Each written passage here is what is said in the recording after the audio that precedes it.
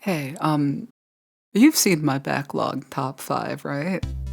Yeah, Rhythm Heaven Fever's like number 1. That's my all-time favorite game. I adore that game. There's definitely a bit of like nostalgic bias. I never had the game as a kid, but I would watch YouTube videos of it all the time because I just thought it was awesome. I also ended up finding out about the rest of the series at some point, like not very long after knowing about Fever. There's this specific minigame in Rhythm Tengoku. That's the one on the GBA. Oh, that's interesting.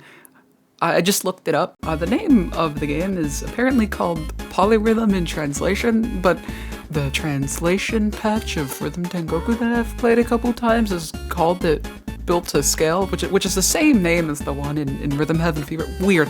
Whatever. I think that may be one of my favorite games in Rhythm Tengoku. The patterns on it are really interesting, more specifically the second one.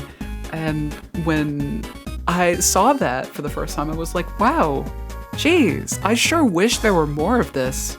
Too bad there will never be more of this. I kind of lived the rest of my life thinking that would be the case until literally this month. I was going through backlog. I was just checking out the Rhythm Heaven games for whatever reason, I can't remember, and I saw that there was a random game in there called Polyrhythm Mania. The moment I saw the thumbnail for that game, I think my jaw fucking dropped. My prayers were answered like fucking 4 years ago, and I didn't even know? That's so crazy. Who out there would make a fan game for Polyrhythm? I didn't even think it would happen. It's cool that there are Rhythm Heaven fan games out there. I know Heaven Studio was a thing, but I'm pretty sure that got taken down, and also that's just like a chart maker, right? There's no fan game out there with a full-fledged story mode that I know of, besides this one. And if you ask me, I think basing it solely around Polyrhythm is maybe the best one to do it with.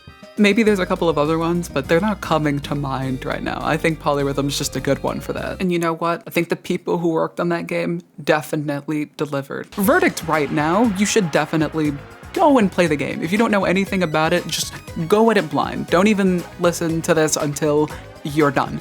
Polyrhythm Mania is like genuinely challenging, and it really answered all the prayers that I've had for like any other thing that you could possibly do with that specific minigame.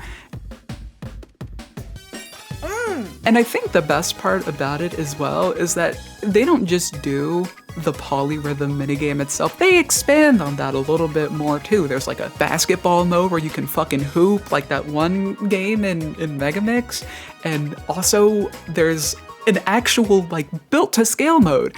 What the fuck? Why are you playing built to scale now? You know.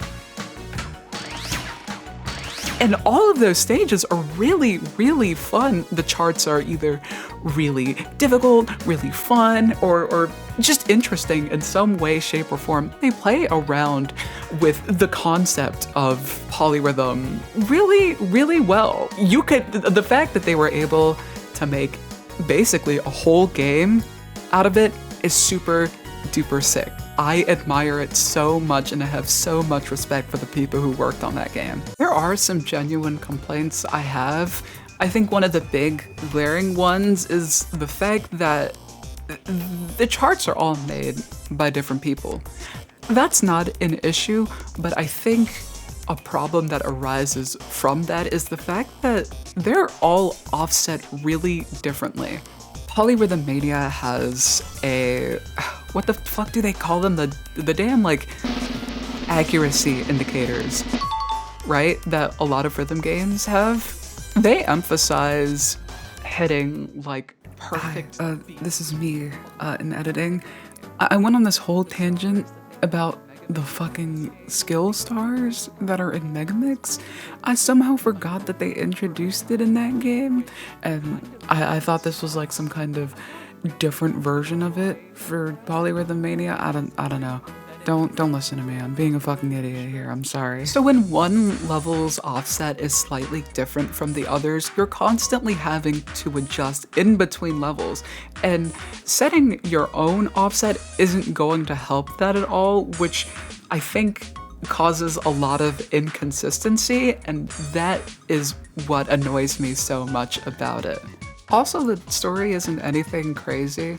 I know it's just a fan game, so it's not gonna be anything crazy, and I never really expected it to be, but I don't know, it never really hit me or anything like that, so it didn't really bring much out of me. I will say though, the coolest part of that game by far was that fucking robot boss that really caught me off guard, I think. What the fuck? What is happening right now? Having something like that in a rhythm heaven game is really, really cool. I don't think bosses ever should be a thing in a mainline game, but it does work super duper well. It's like the one really good part of the story and the game together. It's fucking awesome. I was geeking when I saw that shit. There's a couple other parts to that game that I didn't play, like the level editor. I don't really mess with those in general. And there was like an endless mode. I should have touched that, but I didn't, because I got my fill from the story mode alone. The package is good. It's awesome. I'm really glad that I found this, because I'm satisfied now. I got exactly what I wanted, and I don't need anything else, really. That's it. I have no other words. That's a good game. I'm giving it a 7.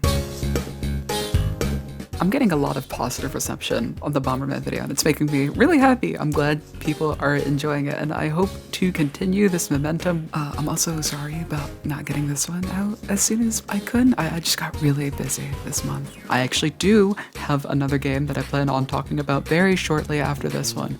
I hope you're excited and ready for that one. Thank you again for all the love and appreciation. Bye-bye, bye-bye, bye-bye.